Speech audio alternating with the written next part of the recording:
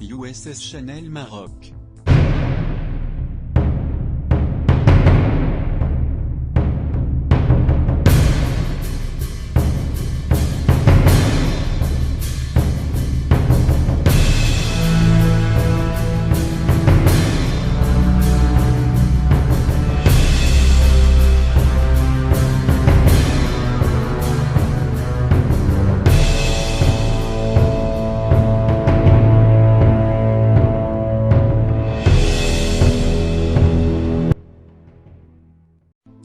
الجنرال الإسباني غيليرمو بالفيردي بيناشو، ومشروع القنبلة النووية الذي كان بهدف ردع المغرب عن غزو سبت وميليلية.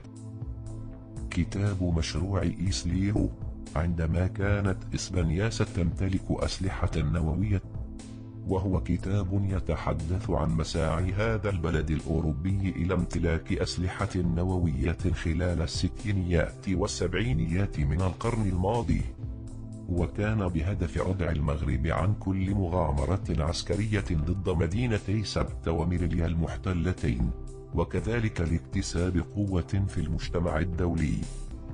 وكشفت جريدة القدس العربي التي أوردت الخبر على موقعها أن تفسير رغبة إسبانيا في الحصول على السلاح النووي ينطلق تاريخيا من سنة 1956.